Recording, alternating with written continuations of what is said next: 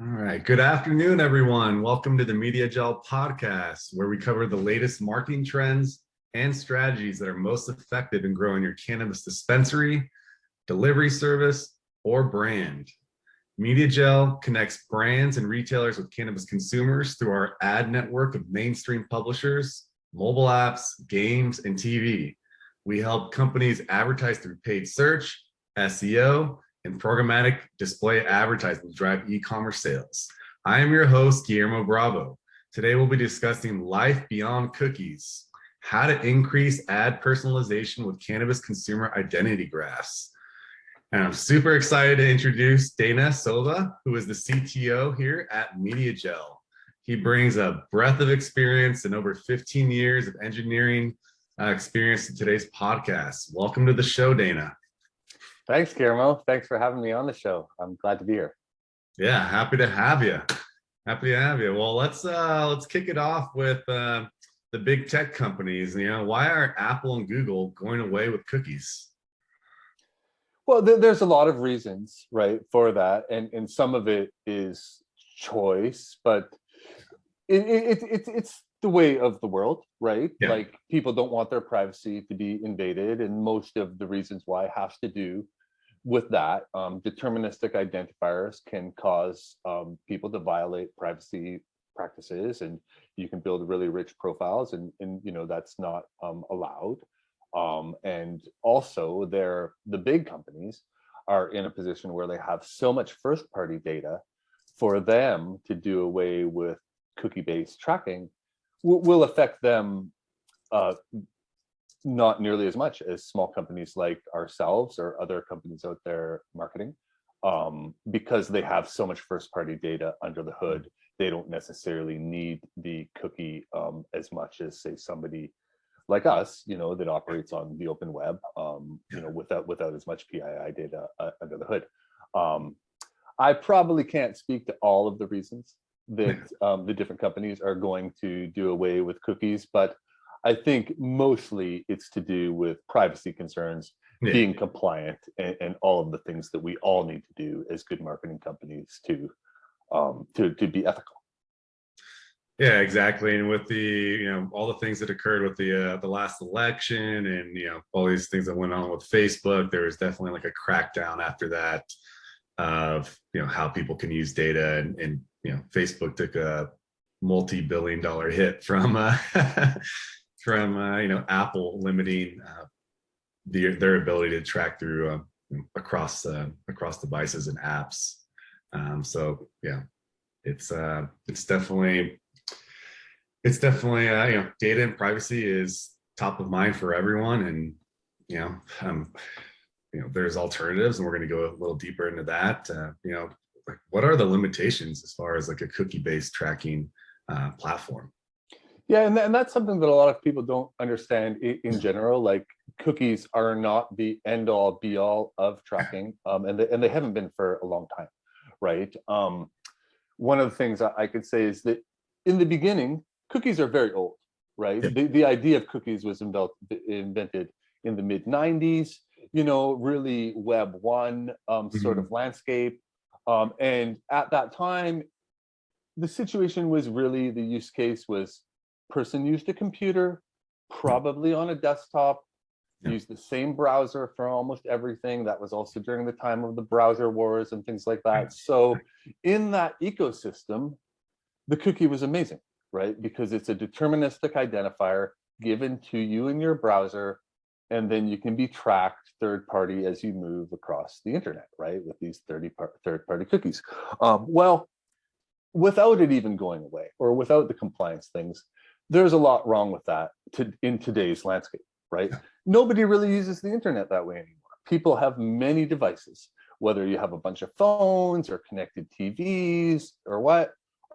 Cookie is kind of like saying browser in many ways. That you've made an assumption that they're going to use the same browser and make, for us, use the same browser to see an impression and same browser to make a purchase. That's not necessarily how people really do things anymore. People probably see ads in apps, right? Where there is no browser. Like if you're using Candy Crush on your phone and you see an advertisement, there's no browser and no cookie to even be accepted, right? So in that situation, the cookies already don't work, right? They don't get you anywhere. So it's still effective for like web to web, right? When they're not blocked for that specific use case. But then anytime cross device happens, anything in app happens, and then also we're also seeing a world where people are starting to use different clients for different situations, right? Not everybody uses the same browser for everything. There's other browsers coming online like Brave and things like that that also block things like that. So yes, they're going away. Yes, it will have impact, but there are already many situations and use cases that have arisen in the last decade, 15 years, where they already were not adequate to track everything that you'd want to track, to show attribution, show value with advertising, and all of the challenges that marketers face. Exactly, and it's really this thing that changed, that changed 100%, 100%, yeah, 100%. And really, phones are an extension of ourselves at this point, and we keep it in our pocket all the time. We're we may have our location services on all the time. We're actively searching on platforms. We're actively playing games. We're always on the move. We're ordering food delivered to to our place. We're going out and finding restaurants on Google. Like it's endless, and it's always evolving. It's really like the emergence of smartphones, and then also social media just completely changed the landscape, and especially Google too. Like I mean, these are some of the most valuable companies in the world because data is king, and we all know now that data is more valuable than oil. I mean, maybe not right now because oil prices are so high, but yeah, it's pretty hard to fill up the tank these days. That's for sure. Exactly. So how do we move forward without cookies, and how do we overcome the limitations that we've discussed previously? Well, that's a loaded question, and there are many different techniques to solve that. What I can do is speak to how we do it at MediaJel, okay, and specifically some of the ways we tackle that problem from the beginning, for display advertising, not necessarily for paid search and SEO, but for our display advertising product. We were always faced with the challenge that I just mentioned, right? Is how do you make the connection between app traffic to purchase behavior? And just to elaborate, in general, when we target campaigns as MediaJel, we target a lot of mobile users, right? A lot of the ways we build audiences enables us to actually target by device ID with our DSP partners. And because of that, we have all of these impressions showing up in apps, right? And there's not a deterministic way to get from the app to the cart. Traditionally, or at this stage anyways, there are very few cannabis companies that will allow you to complete the purchase in app. There's a few of them coming online, but in general, things are still done over the web for carts like Dutchie and Jane and all the big ones out there. They're web apps, so you're receiving web traffic, right? So we collect data on both ends of these experiences, but how do we tie the data together, right? We use probabilistic techniques similar to the way many identity graph companies work, where we'll use things that come natively from the TCP/IP and HTTP protocol that are very difficult to block or stop, right? They don't have the deterministic advantages, but if you do things correctly, you can get very highly probabilistic results.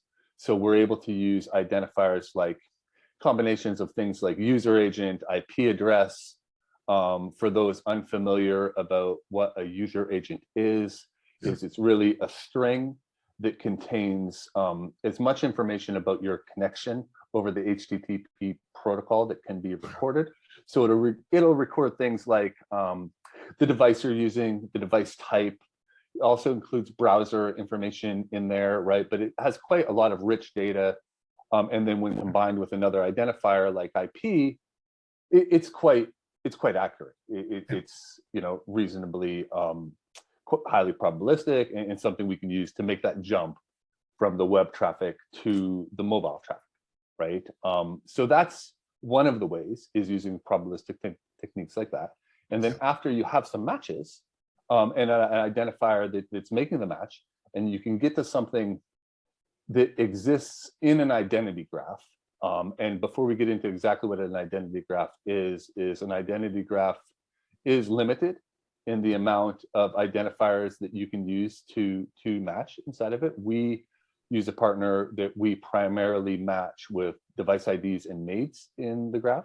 So we somehow need to make a jump to get to either a device ID or a MAID or a cookie that is one of our partner cookies, because all of the DSPs have like a cookie sync that goes with these identity graphs. And maybe we got a little too into the weeds or made things a little too complicated there, but really the two answers to your question are we use a variety of probabilistic techniques with our own data and our own proprietary data sets. And in addition, we use an identity graph to get better reach for attribution and targeting.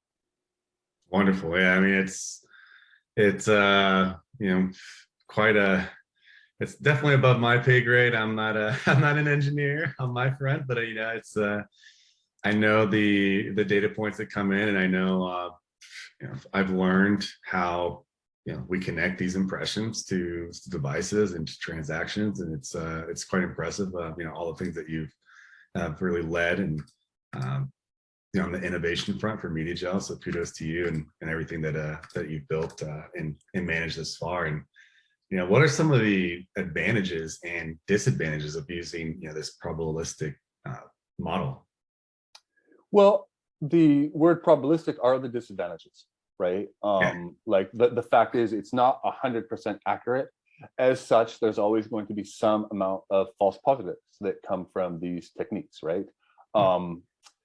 And those are really, I would say, the main disadvantages. Now, we do lots of things under the hood to mitigate that and to, you know, cause it so we have higher accuracy. Like one of the things we do is we filter out IPs that are known hotspots, right? By monitoring things like frequency, the amount of signal we're getting. It's unlikely, you know, to see more than X amount of times over a certain amount of time, you know, coming off an IP address. And we discard all of that information, right, to rule out false positives as best we can. But there's the situation, there are situations where we just cannot eliminate them 100%, right? Like, the fact is, you know, maybe you're sitting at a Starbucks, we send you an ad, and the person beside you buys because they're behind the same router. Somehow we didn't filter it out as a hotspot. Probably a Starbucks is a bad example because it would have been filtered out, but some sort of situation, maybe an office or something where there's different people that aren't connected in any way, maybe, you know, closed doors right next to each other, heading through the same router.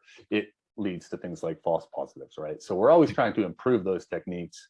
And we've done quite a good job. Like we always, whenever possible, try to match the IP with something else.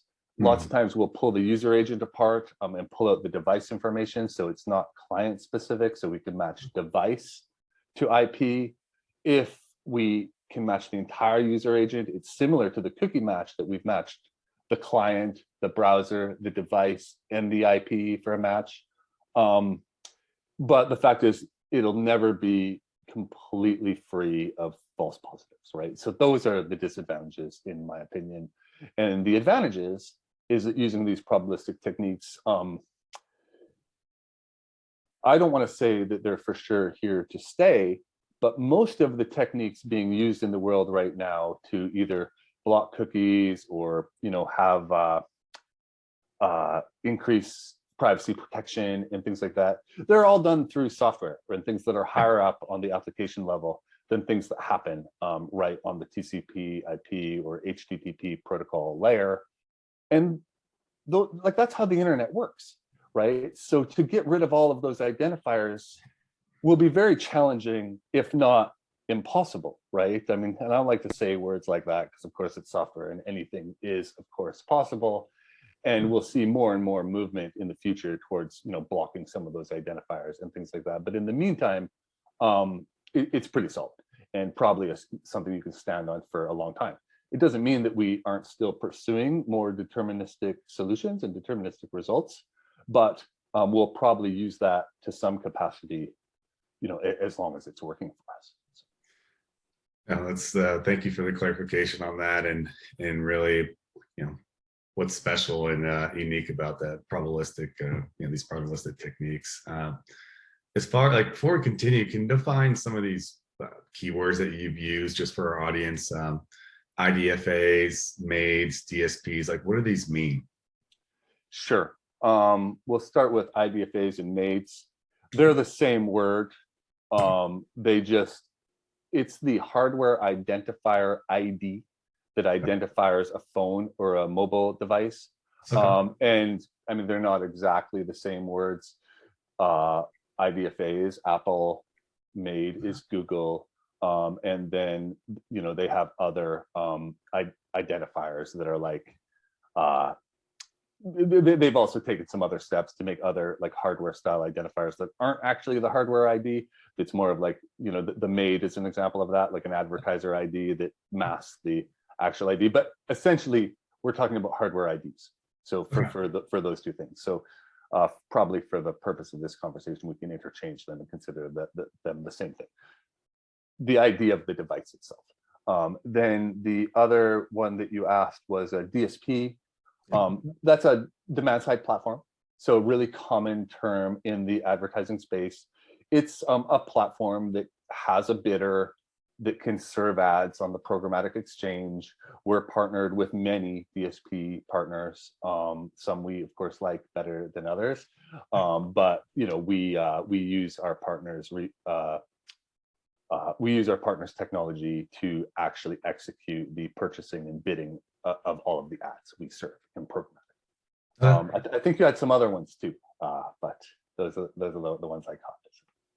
Nice. Is there any other terms that you like to define, for our audience, just so they're, kind of up to speed on all the latest kind of marketing lingo as it relates to programmatic and data and identity graphs? I'm not sure if there's anything to define. One thing I would like to be clear, though, is about what the cookie is.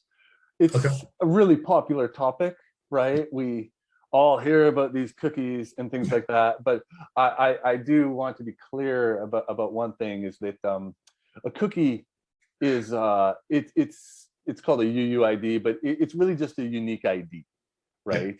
And the cookie that we're talking about specifically is a third-party cookie. Okay, so there's first-party cookies and there's third-party cookies. I mean, maybe there's some action going on, but in general, the big news is not about doing away with first-party cookies. It's not about doing away with data cookie syncs with identity partners and things like that. It really has to do with the third-party cookie, which is 100%. The big difference is that you can have software that sits on site. Like we have a tracker that will actually sit on our clients' websites, and that gives a first-party cookie, right? And that is probably not going away soon. But then our collector itself, the collector that sits on the cloud, that's where we would give a third-party cookie, and that's what is going to be impacted. Okay.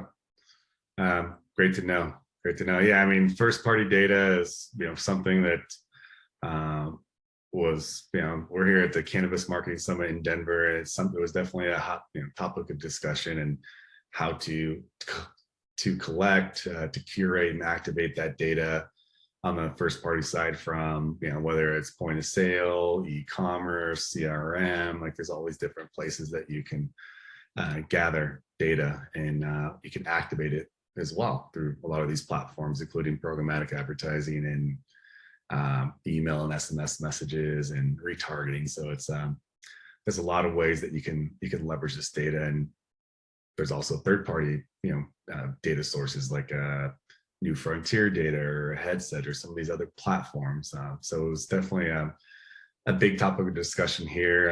All marketers are talking about it, and privacy as well, and how to reach these different audiences. So it's definitely definitely a major priority for marketers, especially when we're trying to maximize our marketing budget, especially with the looming recession and everything kind of going on right now. So thank you for clarifying all that.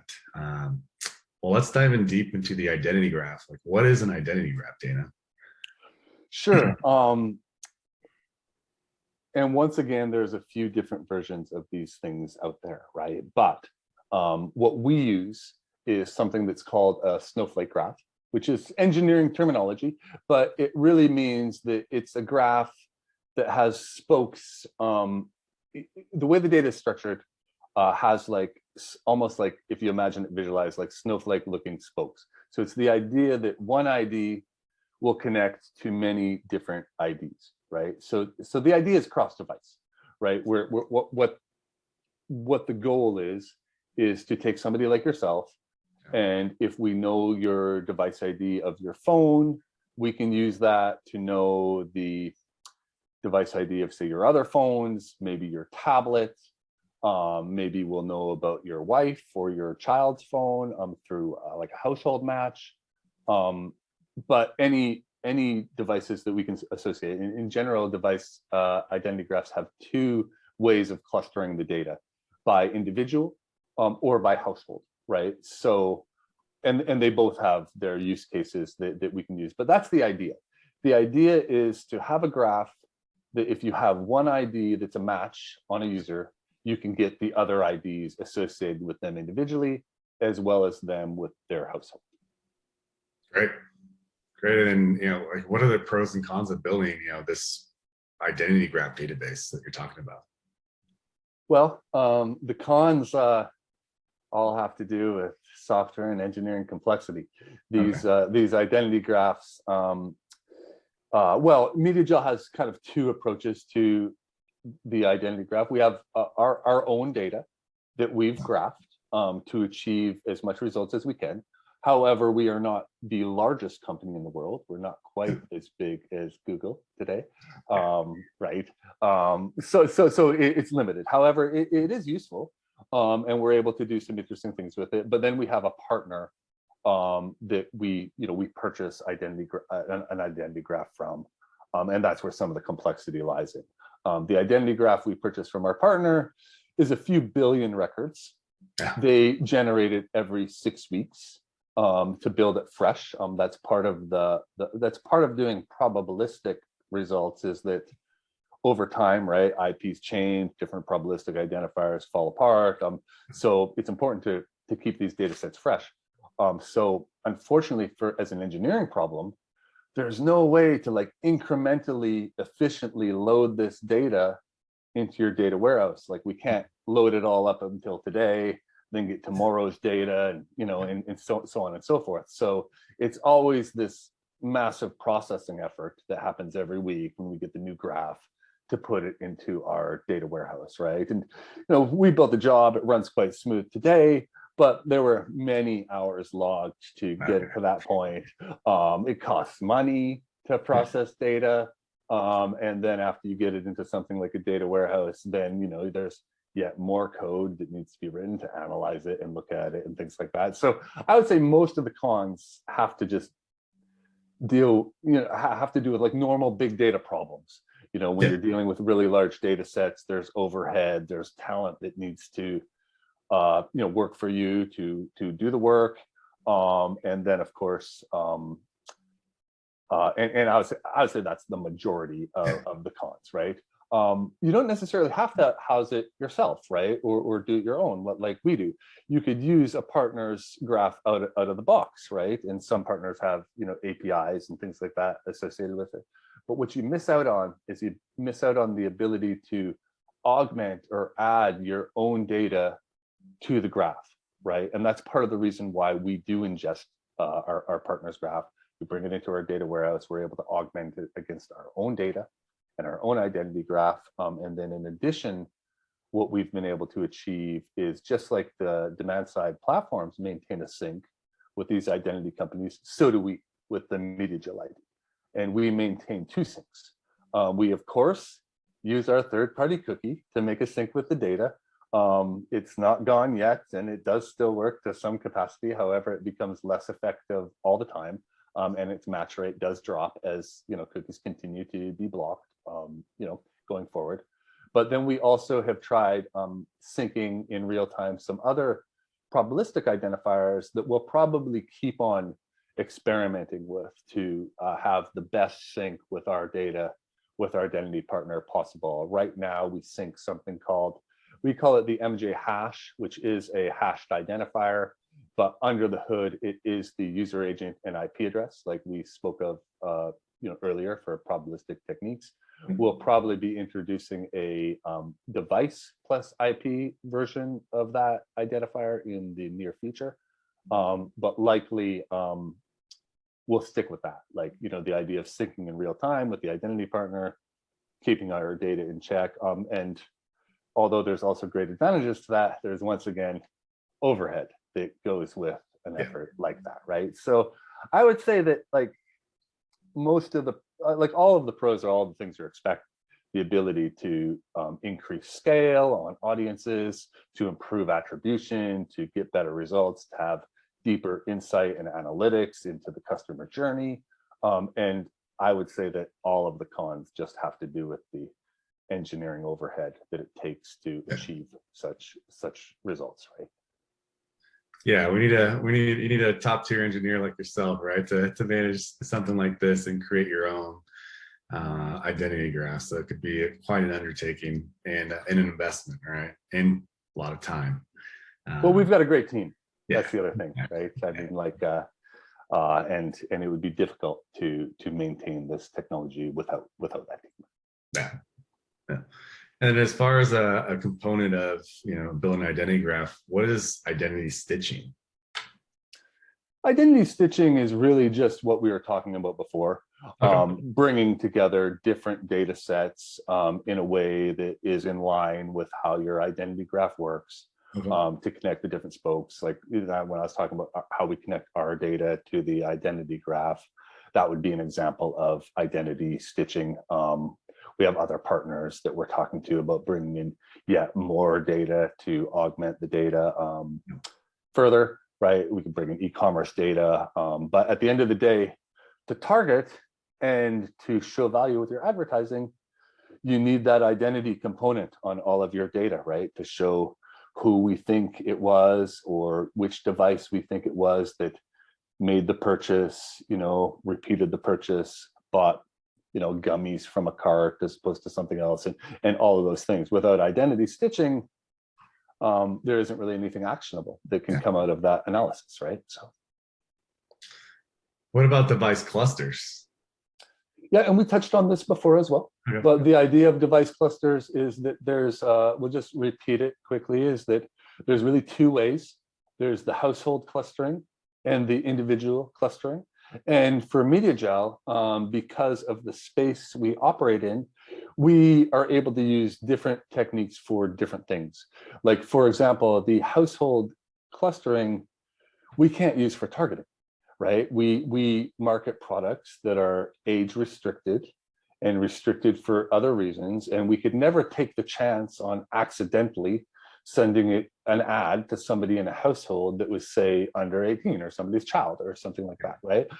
So we're not able to use the household cluster at all for targeting, for that spoke from the identity graph.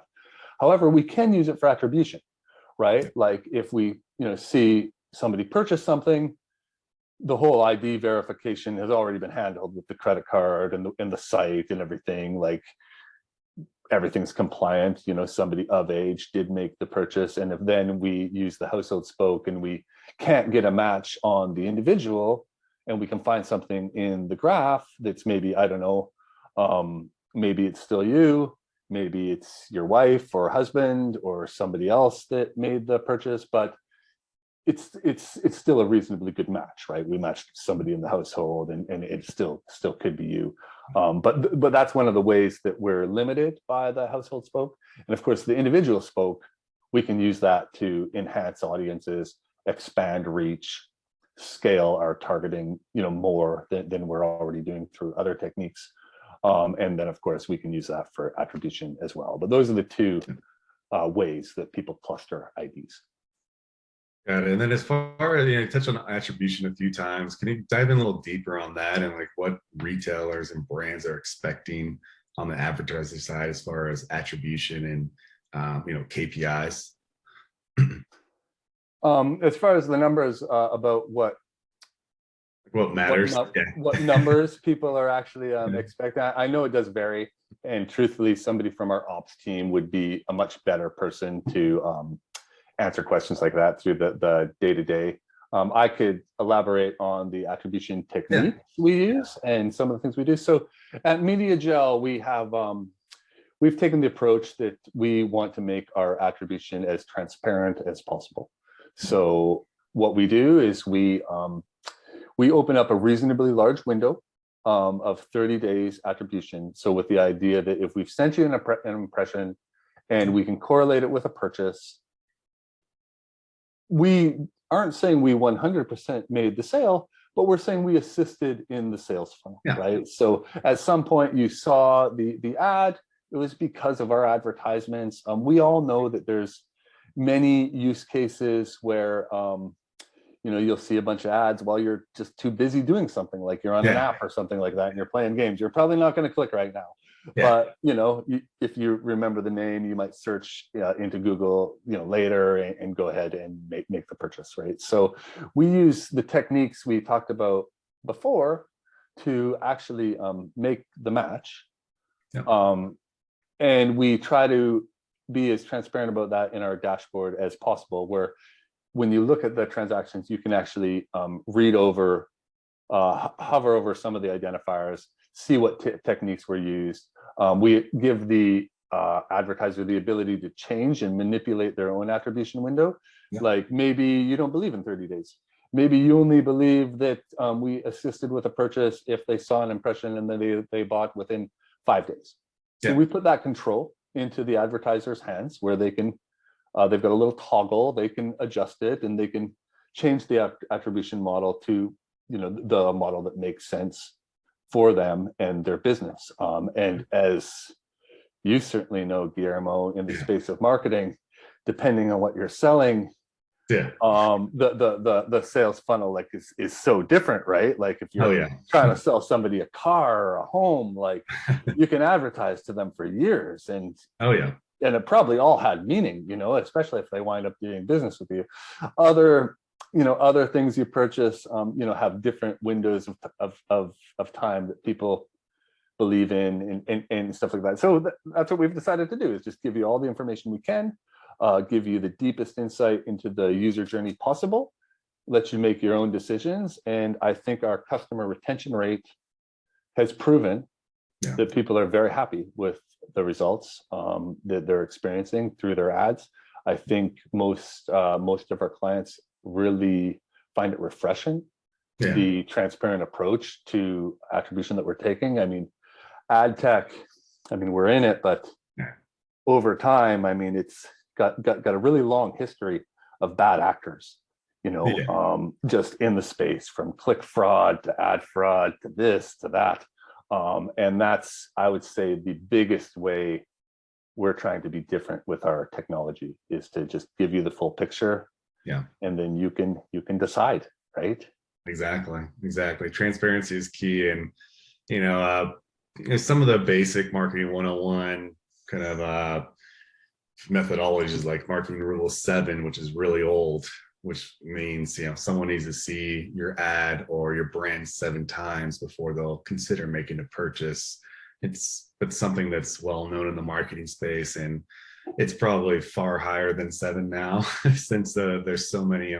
We're in this attention economy, right? So you have all these different companies trying to compete over your time. So it's really when I think of, let's say, programmatic display advertising, it's you're driving through a freeway and it's really like a mobile billboard, right? Like you're driving, you see this brand, you see this other brand, but you can't just get on your phone and look them up and find them. Maybe you can ask Siri if if it's works that well, but in general, like, you're not going to stop what you're doing and take action right away. So it's we've seen that when you're running a display campaign, we'll see an uptick in brand searches in organic search through Google, right? So hey, we saw MediaJel on this, I was playing Sudoku, or I was was looking at some memes online on 9gag and saw MediaJel, and then a couple of days later I did a search on Google, found them, and it's really supporting that sale, right? It's supporting that interest and really staying top of mind. And this is something that we really emphasize with our partners, is that even though even with the existing clients, like even though you've won that client and they made a purchase with you once, you're in, let's say, San Francisco or Boston, there's 30 other dispensaries around or brands, and you're always going to be competing to keep that business. So remarketing and following that user around and ensuring that you're top of mind is a huge priority. And it's one of those key components of a marketing funnel. Like it can be used for customer acquisition, but it also can be used for customer retention. So you really need to balance that and what those goals are for your business. And that's one of the things that you touched on, Guillermo, that I think that sometimes marketers miss, is that depending on where you sit in the funnel, people are going to pitch you a different attribution model, right? And one size fits all doesn't necessarily make sense. Truthfully, all of the channels help. Right. And you may not buy, say, all of the channels from us, or you may not buy all of the channels from Facebook, but that is kind of where we're trying to go with our future, is to give you that real insight of how they're all working together, and give you the most complete picture that we can possibly give. And I wouldn't say that's something we have today, but that is absolutely our mission. And what we're in pursuit of is the richest insight that we can give cross-channel, right? And there's little things that you can just kind of think about and make up your own mind as to what makes sense, right? Is that the last click model is very successful. Yeah. It's very successful, especially if you own a search engine. Yeah, exactly. Right? Yeah.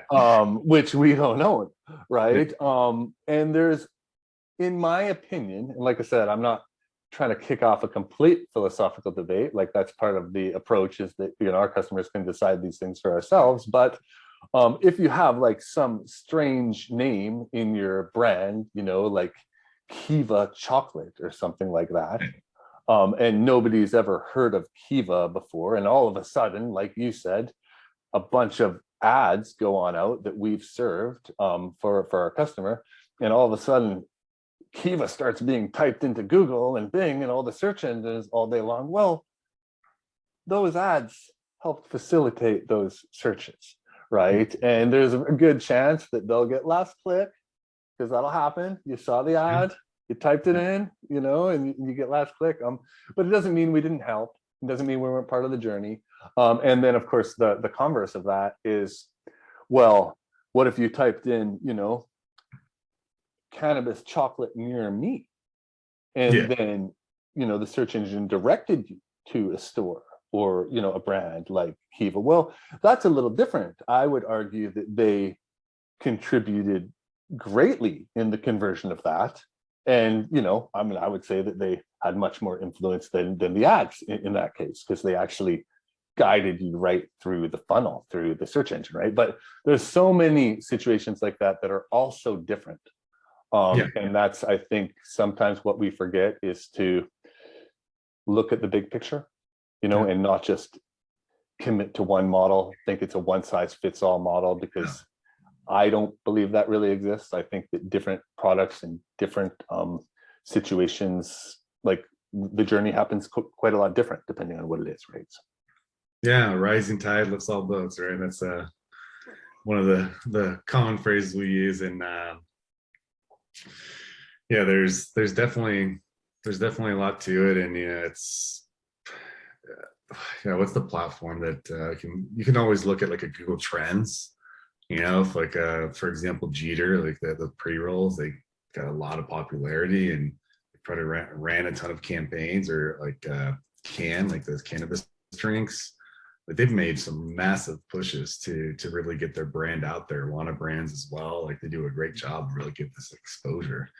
And if you go on, let's say, a Google Trends and you search for that brand name, you can see the progression and demand for searches in Google from that. So it's all public information there, and it's it's ready for you to leverage. And there's also like third-party data platforms like Headset, where it shows you kind of product sale trends by different brands and categories, right? So it's a lot of information out there that you can use to kind of evaluate the success of a campaign and really getting market penetration with your brand. Then some of, just to touch on some of the KPIs that some of our advertisers are looking at, it's the way I like to talk about cannabis companies in general is, especially retailers and delivery services, that they're e-commerce companies.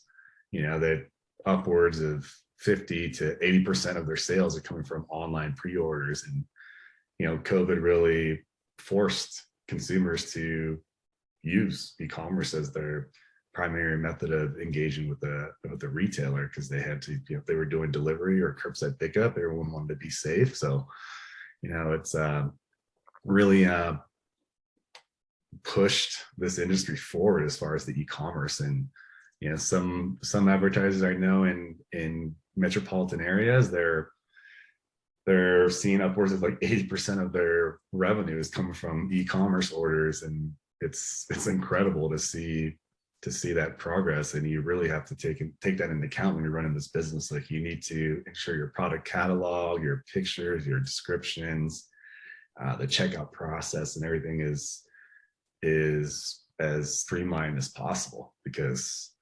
we're investing all this money to get you that at bat, to get that interest and get someone to visit your website. But if you don't make that checkout process easy, then people aren't going to buy. So really taking that into account. So e-commerce sales is in revenue, transactions, new customers, those are all important KPIs that our advertisers are looking at. And also walk-ins, right? So we can show these ads, and not all the transactions are going to go through the e-commerce platform. So that other 20 to 50%, depending on the store, those are all people still want that experience.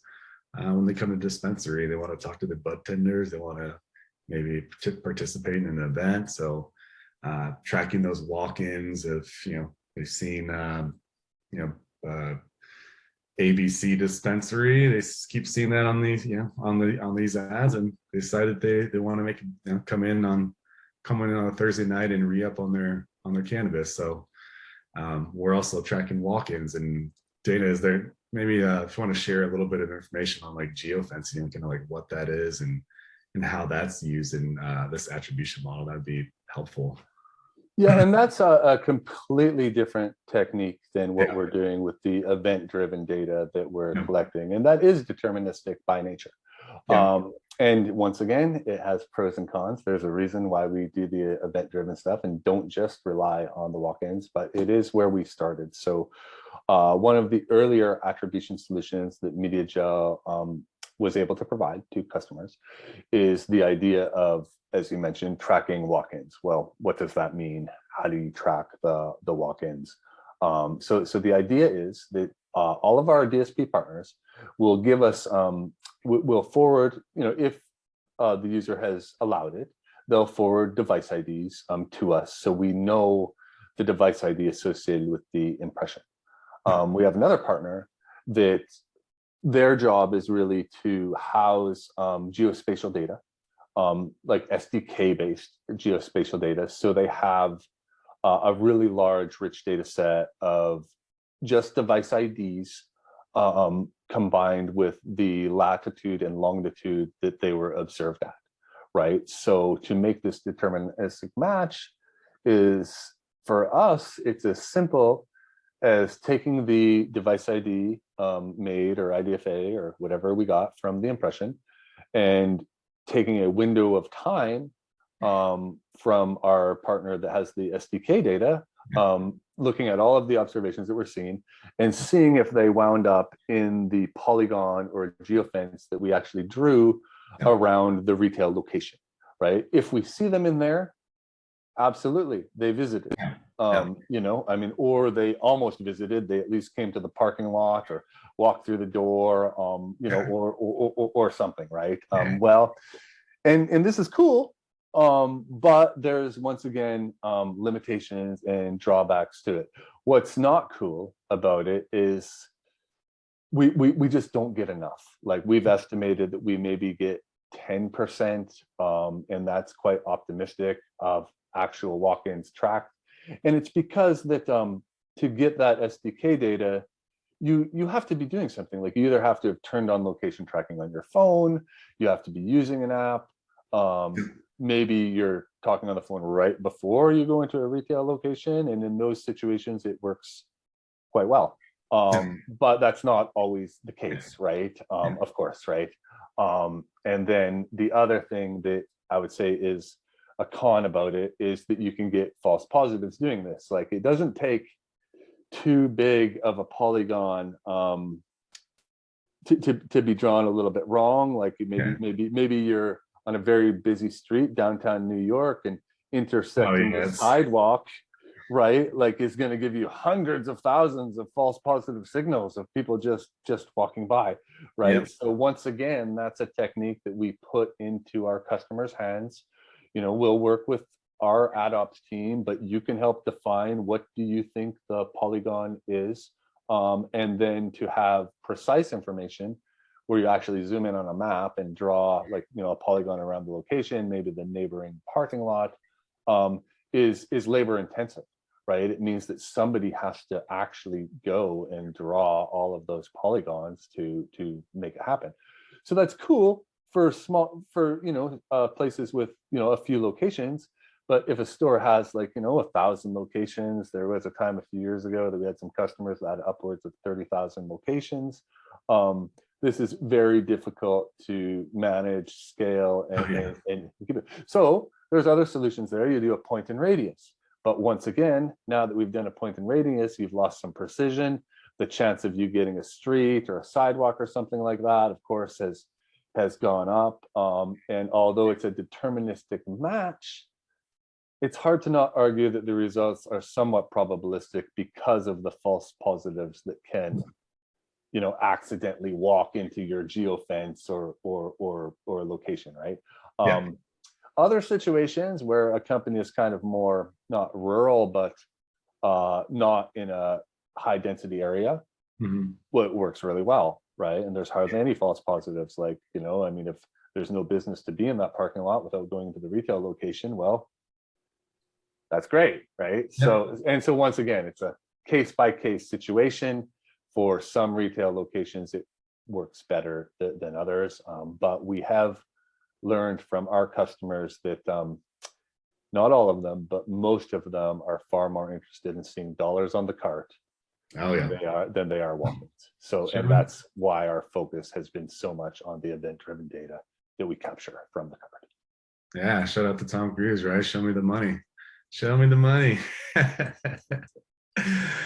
Yeah, that's key, especially, you know, right now. Like, we everything that brands and retailers do on the marketing front needs to be intentional. It needs to drive revenue, and, you know, as marketing budgets are tightened, like, you need to be able to show attribution more now than ever. So, you know, as a marketer, if you're watching this, that should be step one. That should be in your foundation of when you set up a website, get your analytics and tracking in place, whether you're using like Google Analytics or using a third-party platform or running display ads to ourselves, you know, through MediaJel, then, you know, we have that attribution already kind of set up for you out the box. So these are all things to prioritize when running marketing campaigns, so you can really see, you know, the return on investment and return on ad spend for every single marketing channel that you're leveraging with precision.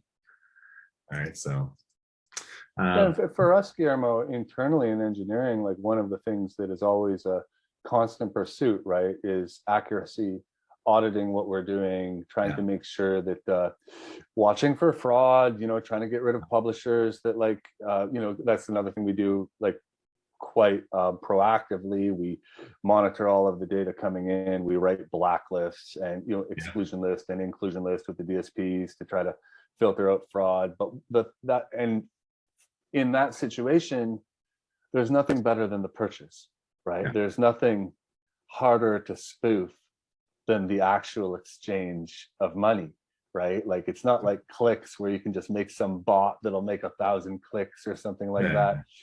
I mean, I suppose if somebody wants to put in 100 fake orders that they actually pay for, I mean, who cares? They still gave the money, right? But so for us, when it comes time to like audit our techniques and our product, being so close to the purchase is huge, because it really the noise comes down a lot with the other things going on in the business, right? So Exactly. I know we talked a lot about this already, but is there anything else you'd like to add on, how MediaJel uses identity graphs in our programmatic advertising technology? I mean, we could get into the weeds if you want, but really the two use cases are attribution and targeting, and we use it for both. Right? Awesome. Then we've talked a lot about I mean, this whole session's been on data and identity graphs. How do we, like, on our side, on the technology side, how do we maintain consumer security with all of this data that we're gathering? Well, to maintain consumer security, you have to deal with the data in a very compliant and very specific way. One of the things at MediaJel that we don't do is we don't house any PII. We don't have, phone what numbers. Is PII for our audience, just to make sure? Good question. PII is the data that it's called personal identification identifiers. Yeah. But it's your personal information, right? So it's anything that could actually be tied back to you personally, right? So your name, your address, your email, all of those things. Phone number, phone number, and all of those things are what the whole, you have to be a good steward of PII. That whole topic is all about protecting that data and not letting that data get out, right? So we don't house it. We don't really have first-party data. We'll likely move into that in the future, but we'll do it in a compliant way, of course. But right now, we don't really have that concern about having PII get leaked. You know what I mean? Like if we were to be hacked, there's not really that data to get. So we have some identifiers that could be argued as PII, things like device IDs, but we would never give those IDs to customers. Like you'd never be allowed to like pull those identifiers to use on your own.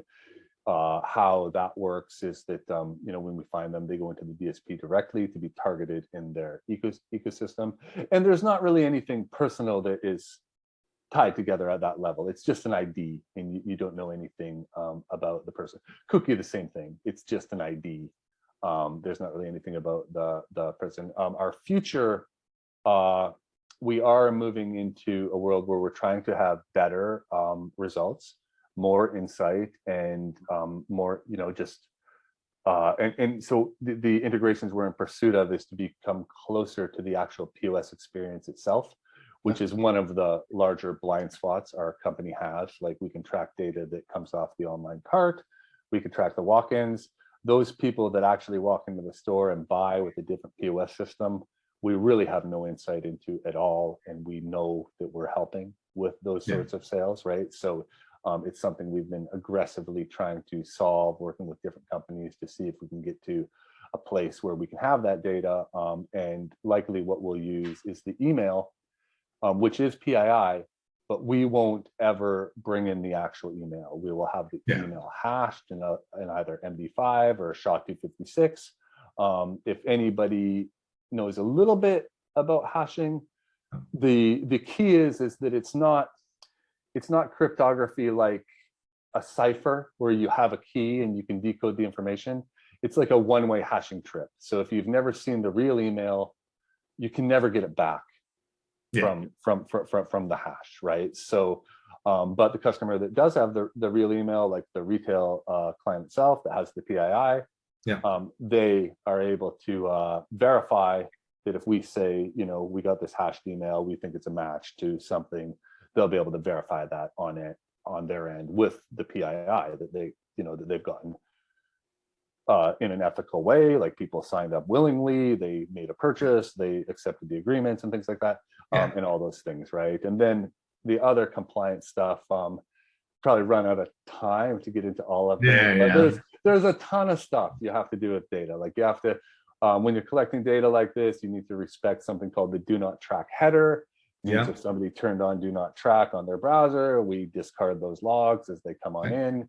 We have an opt-outs pipeline, so if somebody wants to, opt out of our ability to advertise, we collect a certain amount of identifiers to opt out, and there are several other things we do to maintain compliance. But probably the more advanced things are probably coming in the future for us, because I think we do want to get closer to the POS data. We do want to have deeper insight, and that will involve housing some amount of PII at some point, and we'll have to go through the challenges of being good stewards of that information, like we have been with the information we keep already. Well, thank you, Dana. That was a breadth of information. I learned a lot on this session, and thank you for all your insights and knowledge into everything on the programmatic display side and identity graphs and data and really everything that you do. And is there any last words that you'd like to share with our audience before we log off today? I don't know if I have anything to add. Thank you so much, Guillermo, for having me. I enjoyed being on the call, and look forward to maybe the next one. All right, sounds good. Well, thank you everyone again for joining us today. Once again, MediaJel, we are a cannabis marketing platform. We leverage paid search, SEO, and display advertising to really support e-commerce sales for our clients, for our retailers, our brands, and beyond. So thank you for joining us today. And you can always check us out at MediaJel.com. You can log on there and attend some of our other webinars, podcasts, and if you'd like to set up a call, just go to the contact us in the top right of the website, and we'd be happy to chat. All right, have a wonderful day. Cheers.